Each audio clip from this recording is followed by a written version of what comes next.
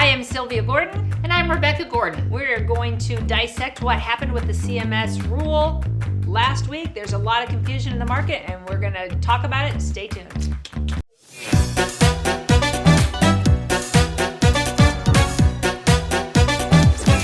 All right, so we're hearing some acronyms. My new favorite one that I had actually never heard of until this ruling came out is TPMO. And that's really where the confusion is lying, is that everyone's reading the letter, all the compliance teams of all the companies, like, yeah, this doesn't affect field agents. And all the agents are reading, like, yeah, this doesn't affect us, whatever, next. And we're like, no, it does affect you. CMS is saying that it affects you. So we have been working with them, I said, for months, and they said it would affect the field agent. They came out like on the 10th, and they said, hey, it goes into effect October 1st. It affects the field agent. It affects. And then everybody said, no, it doesn't. So we said, okay, we went back to CMS. We said, could you clarify who TPMO impacts? And they said, everybody, call centers, lead generators, field agents, it impacts you. And of course, we're talking about recording every conversation that is had with the Medicare beneficiary. And by every conversation, we don't just mean your sales conversation, your presentation. Think about it. I call you and wish you happy birthday. I call and I wish you happy Hanukkah. So somebody said, I have a lot of family and friends that are my clients. So where do I draw the line with every conversation with them? Because like when we're at a same with me, we're at a barbecue, people always say, hey, I got a rate increase. Right. Or hey, I don't understand my over-the-counter benefit. Am I supposed to be recording this all of July 4th when all my relatives are hitting me up? So let's dive into this a little bit and kind of give you what we know so far. Supposed to start October 1st. So yes, this AEP, I know everybody's like, no, it's not starting until 2024. No, right. We asked CMS to clarify. They said it starts October 1st. Okay. Can they change it before October 1st? Absolutely. Will they? Very unlikely. But this is what we know today. All right. So again, I know, and I've heard agents say this, like, well, thank God they're finally doing something with the big call centers. And all of you that are reading the emails that we were sending out, I mean, I thought I made it rather simple, but people are like, yeah, thank God they're going after the call centers. They are creating the complaints. CMS said in their own research in the call letter that our research indicates that this huge jump in complaints, which has doubled the last couple of years, is from the call centers. So great. Now we have some regulations for them. And so all the agents are like, great, go get them. No, this does nothing to a call center. Call centers already are required to record every conversation. This does nothing to impact the call centers at all. This is impacting all of us. So it's the call centers, even though it's impacting them, they already do it. Lead generators, field agents, and the FMOs. So the entire field is falling into this new regulation. We're all considered a TPMO. As of right now, and like I said, we're dealing with bureaucrats. It's not a law that Congress enacted. The bureaucrats, the career bureaucrats, they could change it. But when NAHU went back to them last week and had another conversation with them, they said they didn't feel like there was really any reason to be optimistic that this would be rolled back. That was their original. They wanted to see if we could get this postponed for an AEP.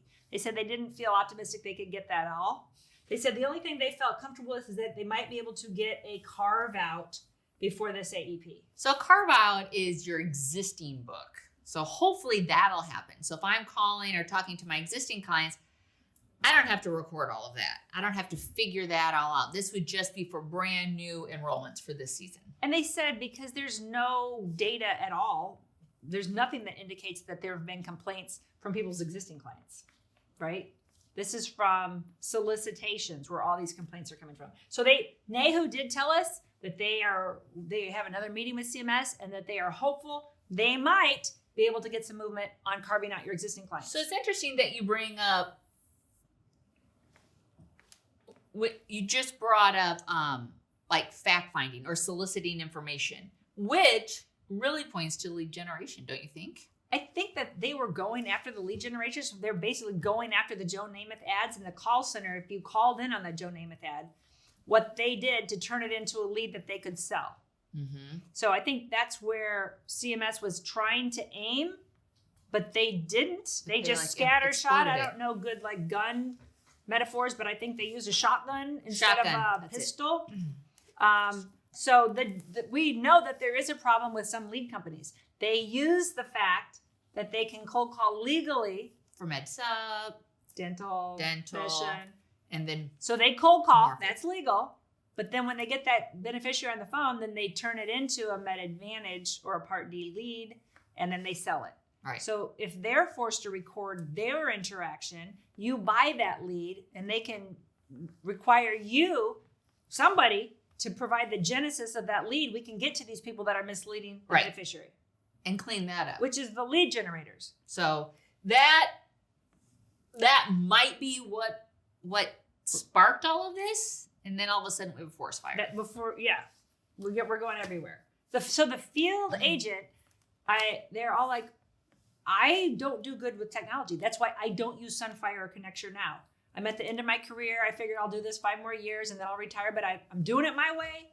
I'm doing it with paper. I'm doing it across the kitchen table the way I've done it for the past 40 years, and I'm going to continue my career at that. So a lot of agents now faced with this, they're like, What I'm stupid. I don't know how to use my cell phone correctly as it is. Well, I jump to HIPAA compliant. If I'm recording all of my conversations with my clients on my phone, what happens if my phone gets stolen? So now, that's breach of potentially private information. I always go hit record on all kinds of stuff when I'm doing videos, whatever. And then when I go back to hit stop record, I really hit start because I never did it right or I didn't press it. So if I go do my whole 1.5-hour presentation, 2-hour presentation, and then I realize, oh, dang, it didn't go. What do you do? I'm not going to redo the presentation. Start over. And what systems are we supposed to use? And there's so many. We have some technological questions. solutions. Everyone's like, it's real easy. Use Ring Central. Google it, Ring Central, or Google competitors to Ring Central. There's a lot of programs that allow you to record it on your cell phone.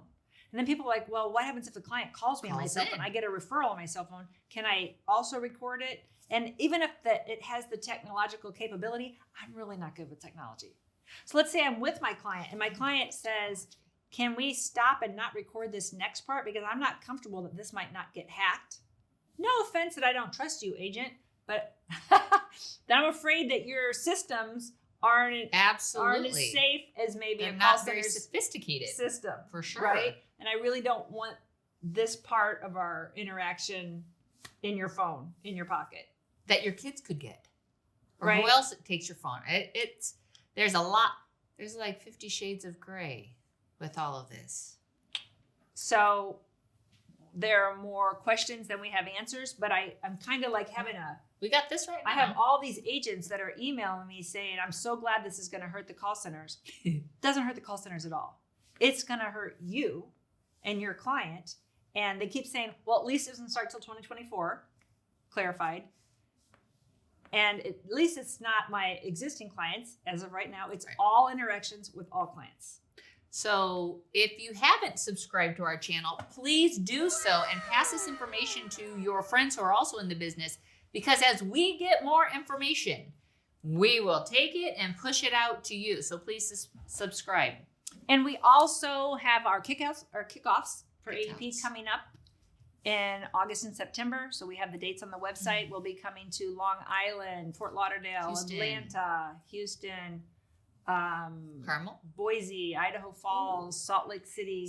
So a lot of places all around the country. And at these meetings, we don't just talk product changes. We primarily focus on the CMS rules. Yeah. There's a lot more to this new CMS rule than just this. There's a lot of other important stuff in this.